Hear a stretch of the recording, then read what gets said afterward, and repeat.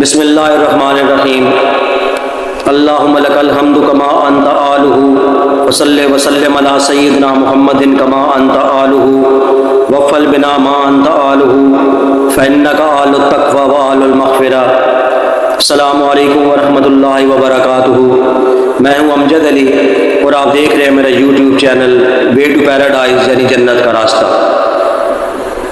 دوستو، غم اور خوشی، عروج و زوال، بلندی اور پستی انسانی زندگی کا خاصہ ہے، اور کسی نے کیا خوب کہا ہے کہ کبھی کے دن بڑھے تو کبھی کی راتیں بڑھی۔ ان چیزوں سے اگر پاک ہے تو وہ صرف میرے اللہ ہی کی ذات ہے کہ جس کو کبھی زوال نہیں، وہ ہمیشہ ہمیشہ قائم رہنے والی ذات ہے۔ فی زمانہ ہر انسان کسی نہ کسی پریشانی، تکلیف اور مصیبت میں مبتلا نظر آتا ہے۔ نوعیت اور شدت مختلف ہو سکتی ہے۔ دوستو، یہ دنیا دار الاسباب ہے، لیکن اسباب کو اختیار کرنے سے پہلے مالک کون و مکان سے رجوع کیا جائے کہ جو اسباب کے بغیر بھی ہماری پریشانیوں، تکالیف اور مصائب کو دور کرنے پر قادر ہے۔ اللہ پاک کی ذات سے رجوع کرنے کے لیے ہمیں نبی رحمت صلی اللہ علیہ وآلہ وسلم کی مبارک اور مقدس زندگی کا مطالعہ کرنا ہوگا کہ جو دعائیں نبی کریم صلی اللہ علیہ وآلہ وسلم نے اپنی امت کو تعلیم فرمائی ہیں، ان کا صبح اور شام کے اوقات میں اہتمام کیا جائے۔ دوستو، اس کے ساتھ ساتھ اس یقین کو بھی اپنے دل میں پختہ کرنا ہے، اور اس کو بھی ہم نے بار بار بولنا بھی ہے اور بار بار سننا بھی ہے کہ کرنے والی ذات صرف اللہ ہی کی ہے، اور مخلوق سے جو کچھ ہوتا نظر آ رہا ہے وہ بھی میرے اللہ کے امر ہی سے ہے۔ ابن جریر میں ہے کہ نبی رحمت صلی اللہ علیہ وآلہ وسلم ارشاد فرماتے ہیں کہ اللہ کا وہ نام جس سے اس کو پکارا جائے تو قبول فرما لے، اور جو مانگا جائے تو عطا فرما دے۔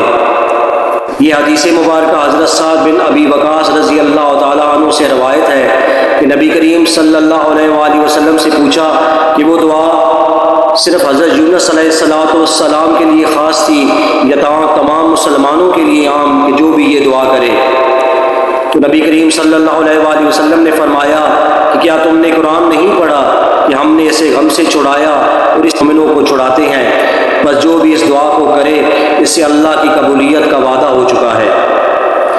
قرآن پاک کے پارہ 17 کی آیت نمبر 87 میں اللہ پاک ارشاد فرماتے ہیں وَظَنُّونِ الذَّهَبَ مُغَاضِبًا فَظَنَّ أَن لَّن نَّقْدِرَ عَلَيْهِ فَنَادَى فِي الظُّلُمَاتِ أَن لَّا إِلَٰهَ إِلَّا أَنتَ سُبْحَانَكَ إِنِّي كُنتُ مِنَ الظَّالِمِينَ فَاسْتَجَبْنَا لَهُ وَنَجَّيْنَاهُ مِنَ الْغَمِّ وَكَذَٰلِكَ نُنجِي الْمُؤْمِنِينَ۔ اس آیت کریمہ کی تفسیر میں ابن کثیر رحمۃ اللہ علیہ لکھتے ہیں کہ میں نے امام حسن بصری رحمۃ اللہ علیہ سے پوچھا کہ اے ابو سعید، اللہ کا وہ اسم اعظم کہ جب اس کے ساتھ اس سے سوال کیا جائے تو اللہ قبول فرما لیتے ہیں، اور جب اس کے ساتھ اس سے مانگا جائے تو اللہ پاک عطا فرما دیتے ہیں۔ تو آپ نے جواب دیا کہ کیا تم نے قرآن کریم میں اللہ کا یہ فرمان نہیں پڑھا؟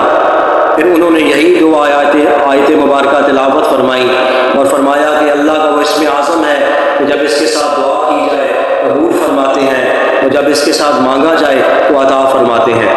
حدیث مبارکہ میں یہ بھی آیا ہے کہ جس مسلمان نے اپنی بیماری کی حالت میں 40 مرتبہ اس آیت کریمہ کو پڑھ لیا تو اگر اس بیماری میں وفات پا گیا تو 40 شہیدوں کا اجر پائے گا، اور اگر تندرست ہو گیا تو اس کے تمام گناہ بخش دیے جائیں گے۔ ابن ابی حاتم میں ہے کہ جو بھی حضرت یونس علیہ السلام کی اس دعا کے ساتھ دعا کرے اس کی دعا ضرور قبول ہوگی۔ حضرت سعد بن ابی وقاص رضی اللہ تعالیٰ عنہ سے منقول ہے کہ وہ دعا حضرت ذوالنون حضرت یونس علیہ السلام کی ہے کہ جو انہوں نے مچھلی کے پیٹ میں کی تھی، یعنی لا الہ الا انت سبحانک انی کنت من الظالمین، کہ جس کا ترجمہ ہے کہ تیرے سوا کوئی معبود نہیں، تو پاک ہے، بے شک میں ظالموں میں سے ہو گیا۔ دوستو، یہ نہایت ہی مختصر اور جامع دعا ہے اور یاد کرنے میں بھی بہت ہی آسان ہے۔ اس کو اپنی زندگی کا معمول بنا لیجئے اور پورے ایمان، یقین اور اخلاص کے ساتھ اس دعا کے ذریعے اللہ پاک سے مناجات کیجئے کہ یہ حضرت یونس علیہ السلام اور ہمارے پیارے نبی صلی اللہ علیہ وآلہ وسلم کی بہت ہی پیاری سنت ہے۔ اللہ پاک ہمیں اس پہ عمل کرنے کی توفیق عطا فرمائے۔ اللہ پاک آپ سب کو بہت بہت جزائے خیر عطا فرمائے۔ اپنا اور اپنے پیاروں کا بہت خیال رکھیں، 5 وقت کی نماز ادا کریں۔ اللہ پاک آپ کی زندگیوں میں آسانیاں پیدا فرمائے اور آپ کو آسانیاں تقسیم کرنے کی توفیق عطا فرمائے۔ جزاکم اللہ خیر.